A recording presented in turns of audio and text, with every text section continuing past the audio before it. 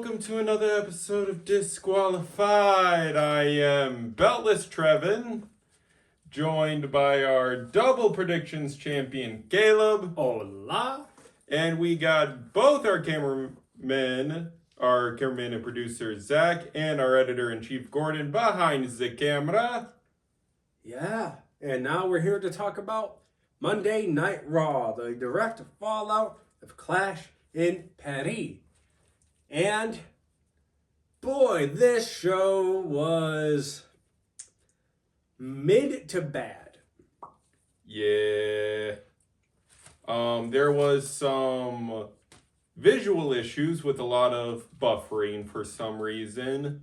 The quality of the segments was Quality of a lot of the matches were And yeah, we came upon it when we were getting through the matches in a different segment, despite Raw being the self-dubbed storytelling segment. No one on the roster has a story. After tonight, there's some, but 90% of the roster is still storyless. Yeah. Yeah, it is. It was also a longer show. Yes. Went to 45? Yeah, 50 minutes extra. Yeah. Which when you find out our main event is surprising, as we open with it getting set up. Mm-hmm. Yep, Jay comes out through the audience, ribs still taped up, as when he lifts up his shirt to yeet, you can still see the tape. And yeah, he basically, to summarize what he says, is he feels screwed, he wants to run it back, they've come after his family now, the Vision being who he's referring to, and he's like, the entirety of the Vision, get yourself out here. LA Knight. Yeah. Yeah. And we get scared of if this is this episode's main event. Bro. LA Knight did pull his weight last night. He was probably the best one in that match last night. Yep. LA Knight versus Jey Uso does not sound like an interesting match. Nope, especially when you realize that both these men are nursing injuries. Yep. LA Knight took some massive shoulder bumps, which is why his shoulder's taped up. He's also got a taped up knee from tweaking it last night. And Jay, as we mentioned, has the damaged ribs from all the spots he took last night. But they get interrupted by an unleashed BBL. Yeah, Braun and Braun LLC come out and they say, look, there's no one holding us back. We can do whatever we want. There's no Paul to tell us when to stop attacking. There's no Seth in our ears. So we've decided we're gonna snap y'all in half. Mm-hmm. And it is official as our main event. It is an injured Jay and an injured LA Knight versus the Vision represented by Braun and Bronson. Yes, and now we get into our opening contest of the show. Yep. It is the Kabuki Warriors taking on the Judgment Day. Represented by Raquel Rodriguez and Roxanne Perez. Yeah. It was a match. Not a lot happened. Look, the only thing advertised for the show going in was the IC match. Yes, that was our co-main event. Yes, that was the only segment confirmed for tonight. So you can very much tell this was a last-minute booked episode. Yeah. I think the only thing that was written beforehand were the Asuka segments and the announcement. The announcement, yeah, that was obviously already, that was pre-tape. It was Punk's promo at the end of the night. Yep, we'll get to all that. But first, there were a lot of high spots. Kyrie pulled out the funkiest, chokehold using the.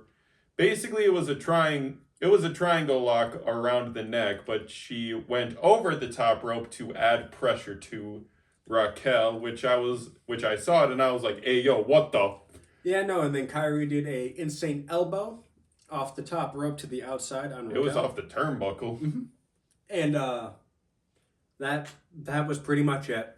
That's all the big stuff that happened. Very awkward ending.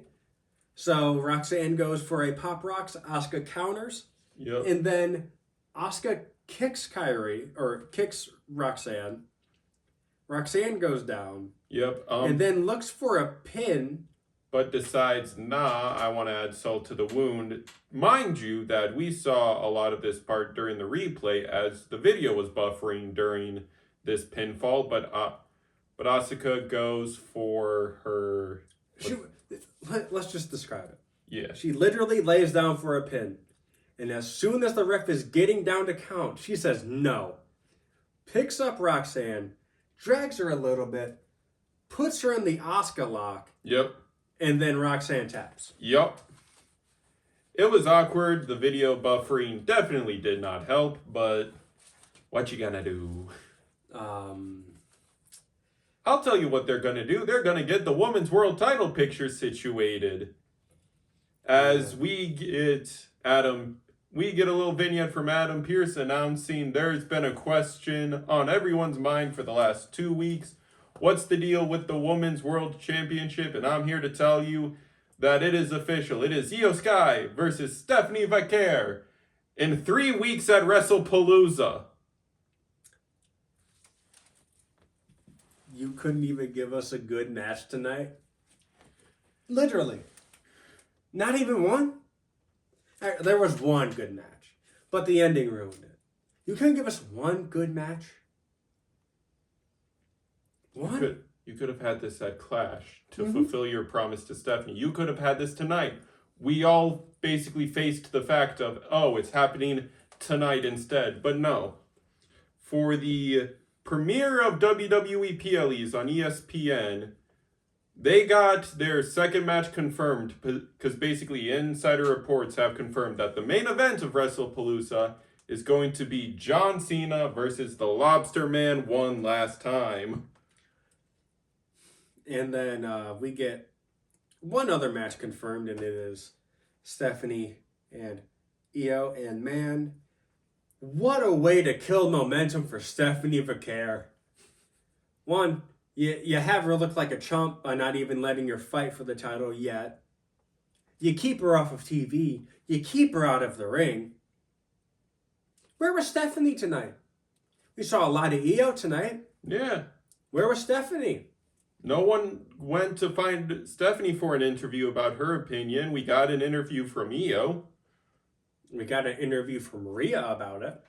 Yeah, she ain't even in the match. Brother, what the fuck are we doing? And now we're going to build this out for the next 2 weeks. I just realized I wrote the wrong name. Yeah, I know why. That's why I was looking at you like that. I know why I wrote the name I wrote down now, but my bad. Yeah, it was just... This show was all over the place. Yeah, let's just get into the next match, which is the typo on our board. It is Finn Balor taking on Dragon Lee, not JD. Yeah, but JD is on ringside, and the reason why I feel like I wrote his name down is because in the report, it does say, with the help of JD, as Finn picks up the win, obviously. Yeah, he gets a coup de grace on Dragon Lee after Dragon Lee counters the first one. Yep, and then JD's causing a distraction, eats a Hurricanrana off the apron to ringside, which gives Finn plenty of time to counterattack to re-get him in the coup de grace position. Yep, for the 1, 2, 3. It was pretty much a nothing match. Yes, when everyone was making their entrances, I ask this a lot on Raws, but it usually includes a previously on video package or some sort of explanation. But why was Finn fighting Dragon Lee? This is where I brought up the conversation of no one on Raw has stories anymore. Everything here is... This is a filler episode of filler episodes. I'm used to there being just like randomly booked matches where we don't know who's going to face who, but this feels like very much a universe mode made matchup. Where you have your main rivalries, so then the AI just fills in the rest of the card for you. And yeah, this feels very much like a universe mode thing. Yeah. It was weird. They clicked well. It was their second time facing off. Yeah. Finn picks up, I guess, the second win. Mm-hmm. I think he has 2 wins now. Yeah, he's 2-0 against Dragon Lee. And, yeah. So, but because of this, we get in a backstage segment right after this match, right after we come back from commercial. And it is official for Dominic versus AJ for the IC Championship tonight. The rest of Judgment Day is barred from ringside. Yep. And Finn's just like, it is what it is, Dom. It is what it is. It is what it is. Dom said, what did I do? I didn't even do anything. I was back here. Yeah, I was preparing for my match. It ain't my fault JD likes interrupting stuff. And now, as we get prepared for this next match, this is the most what the fuck pairing of people. It is Penta and the War Raiders. Taking on the New Day in Big G, Grayson Waller. Yeah. I'm glad that the War Raiders are back on our TV, but This was another nothing match. Yeah. This was another nothing match. And literally, nothing noteworthy happened in this match. Except for the War Raiders attempting to do Penta's walk and failing fucking miserably. Cut to commercial. Cut to commercial. For like the third time this match. Yeah, no, straight up. There was a moment where all 3 of them died off the apron. And Gordon watched it with us, which is rare. And he watched it with us and he goes, and cut to commercial. And then all 3 of them got in the ring. And I was like, oh, they're going to do something else. They did the dance, and as soon as they started doing the little walk, continues. Yeah, no, bro. Yeah. This was the most ad-filled episode I've ever seen with my eyes. And maybe it's because the last one we watched it late, so we didn't have any ads. Yeah, but we still got to see the cut to black segment, so we realized that, like, there were still a decent chunk of ads, but man. It's time to get a VPN. Next week, we're going to go watch this shit live, and I'm going to have a whiplash from going back to watching this shit on TV. Probably legitimately, but yeah. Not even 24 hours later, because I have to watch NXT on screen. Yeah. The next day. Yeah, Penta and the War Raiders pick up a win with Penta hitting the Mexican Destroyer. Which Gordon, what did you say? It should be illegal? That's what Barrett said, right? The Mexican Destroyer? Yeah, it should be illegal. Should be illegal, I guess. The petition's still out there. They got online signatures now. They got an online forum for that petition. Why? I don't know. If we make a Save the Mexican Destroyer petition, can the first person to sign it be Austin Theory?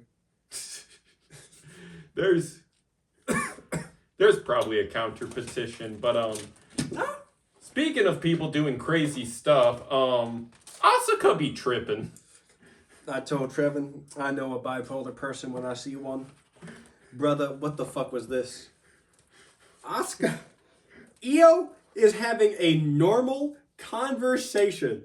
Having a normal interview about the match that just got made with... It's not even an interview. She's just talking with Nikki. Yeah. And Nikki's like, congrats on the match. You know it's against my girl Stephanie, though, so I got to root for her. But I'm proud of you, too. And then Asuka goes, excuse me. Yeah. And that's not the only spot, too. Rhea's getting interviewed, as we mentioned, about her... about what her opinions are on the Io and Stephanie match and what that means for her in the world title picture. And then out of nowhere, for no effing reason, Asuka is like, excuse me. to Jackie and gets in. It's Kathy. Oh, Kathy, yeah. And gets all up in Rhea's face, being like, "You shouldn't have an opinion about it, because Io ain't your friend." And Rhea's like, "Look, I'm getting real sick of you trying to push my buttons. And if you push them enough, you're gonna regret it." Man, this being the first real week of them really, really doing something with this Asuka heel turn. The point is to make us not like her. I get that. I get that fully. This just makes me not want to see Asuka on my fucking screen. No. This is such an annoying fucking character. Yeah. Such an annoying fucking character. It's just like, Io can't have friends, we're her only friends, and it's like, no, what is this high school A plot? Yeah. Like, bro. She's the oldest of them all. She's acting like a fucking high schooler. Io's also, everyone involved in this is a grown A adult. And then you have just Kyrie there. The worst part is they're just having Kyrie sit there, make facial expressions, and not do anything about it. She says sorry every once in a while, and then off screen you hear Asuka. Kyrie? Yeah. Man. What the fuck? What the fuck, bro? I mean, I believe Rhea and Asuka are going to put on a good match. It's going to be a Palooza. Yeah.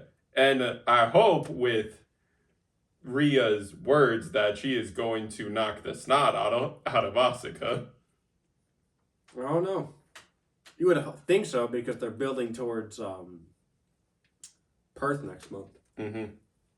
But yeah, we shall see. Yeah, but as all these layers are getting added to the world title picture with the vacant title match being made official, Rhea's opinions, Asuka trying to prevent Rhea from moving forward, we get Adam Pearce in his office getting interrupted by the Judgment Day, and he says, "You guys aren't my appointment." The female reps. Yes, female reps. And he's like, "You guys are my appointment." And Roxanne's like, "What's with Io being in the match for the vacant title? I pinned her the week she was supposed to have that match. I should be in this match." Yep. And Adam Pearce basically says, "How about this? If Io wins, you're in front of the line." And she's like, "Great." And then he says, "Oh, here's my appointment." And it's none other than one Lyra Valkyria. And they start getting snippy with each other. Roxanne tells Lyra to go check on Bayley. And then Lyra goes, "Why are you even talking about Bayley with me? Why are you focused on me? If you guys were actually focused on your tag team championships, you would still be tag team champions." And then this gets Raquel mad. Raquel starts getting snippy. Pierce then says, "Roxanne, if you ever want a match again on Raw, Au revoir. leave." Yeah. And then they start talking and we don't get the conversation really on screen. We get some of the conversation on screen of Lyra basically asking, She wants a match next week. yeah, she wants a match next week, and she also asked for a report on Bayley. Adam Pearce does report that he visited Bayley. She seemed completely fine, completely normal. We talked, we laughed. She's just taking a little mental health break. She'll be back soon, she told me. But I think it's going to be a tag match next week, from the sounds of it. I don't think so. I think they set up a singles match because Lyra said, "I don't care which one you give me. I just want one of them." And Adam Pearce is like, "I can make that work." But next, we get the men's Intercontinental Championship match. This Dominic Mysterio taking on AJ Styles. This was a good fucking match. Thank fuck there was one tonight. Yes, and we get reminded how much France freaking loves AJ. AJ makes his entrance. He makes his way down to the ring, cuts a commercial, and after commercial break, they are still chanting in French. It translates to he is really phenomenal. Mm-hmm. But I believe it's like, yeah, it's il est vraiment phénoménal. Yeah. But yeah, dude, Dom dominated a lot of this match. Yep. AJ was on defense. Yep. As before they finished what we complain about in our Clash thing of them not doing it, they do their little like, this is a championship match, he's the challenger, he's the champion. Before they announce Dom, Yeah, he just attacks AJ into this all gas, no breaks from here. Dom pulling out so much shit from his bag. He did he had AJ in like the old school position with the arm up in the corner. He tightrope, jumps down onto the middle rope with his 2 feet. Hop, skip, Hurricane Rana. Hop, skip, Hurricane Rana. Or like arm drag. I think it was Hurricane Rana though. It might have been an arm drag. And then we get some fighting on the outside where AJ power bombs Dom onto the table. Not through the table, but onto the French announce table. That has to hurt. Yeah, that takes a lot of wind out of Dom's sails, and AJ is like, I can hit a lot of my power moves now while he's out of breath and settle this match. If not win it, at least re-even our energy levels. And then he's going for the phenomenal forearm to even out their stamina levels. Someone grabs his foot! El Grande Foco. El Grande Americano makes his way down to ringside through the crowd, drags AJ Styles down, loads the mask up with the metal plate. Headbutt to AJ's chest. I'm sorry. That's not knocking you out. No. But it is weakening that area for Dom to hit one more frog splash, knocking the wind out of AJ. Except they knocked AJ out. Oh, yeah. They did play it like that. But it's the 1, 2, 3. And this company cannot fucking capitalize on anyone's momentum at all. And it is frustrating. Yeah, Triple H says, oh, we have long-term storytelling. Just wait. No, you booked the wrong person to win, and then people complain, then you go and fix it, and then you say, look, it wasn't even done yet. Why are you complaining? Bruh, Dominic has done fucking nothing with this belt. The only reason why Dominic won is because they want to make him a double champion. After Worlds Collide. It's the only reason. And cool. If that's how you want to get around it like that. Have him win fucking clean. So when he wins at Triple Mania, it actually makes him look good. But now we get into the second best thing of the night. And unfortunately, the last good thing of the night. It is CM Punk making his way down to ring because throughout the night he was waiting at the Punk. Yeah, he was waiting at the parking gate, being like, "This is the only way Seth can get in, and it's on site with him." But it turns out Adam Pearce reports of my phone's been blowing up. Seth's in the building, and he's like, "How? I've been waiting here all night." And he's like, "I guess he walked." Ah, yes, famously. Sports arenas only have one entrance and exit. Fuck OSHA standards. At least for vehicles. It's still a stupid thing to say. Yeah. It's still a stupid fucking thing to say. There's definitely more than one entrance. I'm supposed to suspend my disbelief. But guess what? I can't. Because that is so fucking stupid to say. That is such a fucking dumb thing to say. Well, I've been knocking on... How did he get through this? Yes. There's a fucking front entrance. Where the fuck you think the fans came in from? God damn. Yeah, but he then makes his way to the ring, grabs a mic, and is like, "Look, I know you're in the building now, so quit avoiding me and get yourself in this ring so I can beat the snot out of you." So we can talk. Man to man. Why you have to say it like that, Punk? And and we're like, oh. And then you're like, no, he's coming behind you. And then you see someone walk onto the stage and it's like, dance. hey, ain't no way that Seth is just coming out to take this. But and he's not. Know, you said man to man. Who is the man? None other than your women's intercontinental champion, Becky Lynch, the newest member of The Vision. Yep, made official on the website. Dude, this was honestly the best part of the night. There were words, the way that they went at each other. Becky saying, "You're telling lies about my husband, the father of my child." And Punk retorts with, "Your husband's a coward. He's been avoiding me and cheating me ever since I came back. And whenever we do meet, it's just to beat the snot out of each other.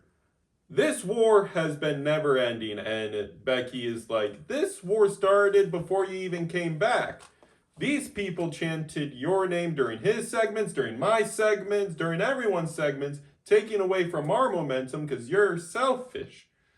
And Punk says, "Look, these people are going to cheer for me. Even if I'm here, I don't work here. I'm in catering. I'm not even in the building." He said, "They're going to cheer for me 365 days of the year because I understand my scope. I'm the best in the world." Yep. And here comes Seth. Yep. And he's like, "Punk, listen, I get you're angry, but if you have anything to say it to my face, dude." And this is where I thought the Vision were going to come in. And we were just going to cut straight to the match after this. But Punk goes to leave. Becky blocks his every attempt. Yep. And the moment he gets around her, Seth is like, "You took too long." yep. And then Punk turns around into Becky's face, and Becky just starts smacking him all around. She smacks him on the face 25 times. Yeah, on the face, on the chest. It was a beration. Yeah, and then she starts pushing him. Yep. And then she says, "Go on and get out. You'll do nothing." Punk then goes to leave, and then before we get to the main event match, we get one last segment with Punk. Yep, and he's like, "I know he's somewhere around here. Where is he?" to Adam Pearce, and Adam Pearce is like, "Look, he ran backstage, got back. They got back in their car and left. They're officially gone now." Yeah. And Punk is contemplating, and he's like, "Where's SmackDown this Friday?" And Adam Pearce is like, "Chicago." Tremendous. And Adam Pearce is like, why did you want to know?" And Punk says, "Theatrics." No, he just says nothing and leaves. Because what's his last words to Becky were, "I'm going to make Seth regret ever messing with me, and I'm going to make you regret putting your hands on me." And he leaves. Now, when Punk, before he made his way out, he was talking to Rhea. It's going to go one of two ways. It's either going to be Rhea answering the call, or they actually fucking got AJ Lee back. And if they don't, and basically the internet is in agreement of, if they can't get AJ for this feud, she is never entering a WWE ring again. If it's not happening now, it's never happening again. We shall see Friday. It actually gives me a reason to tune in Friday. Because Friday looks honestly kind of boring. The only thing advertised for Friday is Cena. Yeah. That's it. And I obviously know Brock's going to be there, so I'm not really excited for the show. And now it is time for our main event of the evening. What a fucking shit show. It is the Vision, BBL representing, taking on Jay and LA. This match went on too long if you're trying to tell an injury story. Yeah. With both of these men injured, they should not have been putting up this much of a fight. Especially after the stuff they just went through 24 hours earlier. This match started at 26, so I'm like, I don't know how they made this go long. Spear, tsunami to both, or one to each of them, like a tsunami to LA to agitate his shoulder, a spear to Jay to agitate his ribs. Call off the match as a no contest. F it. But no, we get a full 15-minute match for some effing reason. Yeah, and it is one of the most heatless tag matches I have ever seen. Not a lot happens. The most impactful thing with this is after the match, they start jumping Jay. Yep, the Vision win, obviously. Yeah, the Vision win. And we're thinking, oh, someone's coming out. And my first thought was Sami Zayn. Punk's not getting involved. No. Punk has his eyes on Seth. It would be weird if they brought one of SmackDown's champions back to Raw for this feud. But instead, we figure out who the 2-for-2 trade was for. Uso! It is Jimmy Uso. With a steel chair! Pretty much implying the Usos are back. Because if you heard Jay at the end, when Jimmy was holding him, he said, I can't do it alone. I need you. I can't do it. I need you. Basically implying the Usos are back. Yep. And just when I said the Raw side needs more tag teams, they are probably getting the best fucking tag team around. Yeah. Man. And that ends Raw. Yeah. They give us one last good thing. Yeah. Also, I said this evens up the trade value, because if it's Logan Paul and Sami Zayn for LA Knight and Jimmy's carrying who Raw got. I'm sorry. Yeah. I mean, the star name is like, and it's funny to say, the star out of that thing is probably in kayfabe Logan. Yeah. You trade him for the star that is LA Knight. And then you have two supplemental pieces in there, which is Sammy and Jimmy.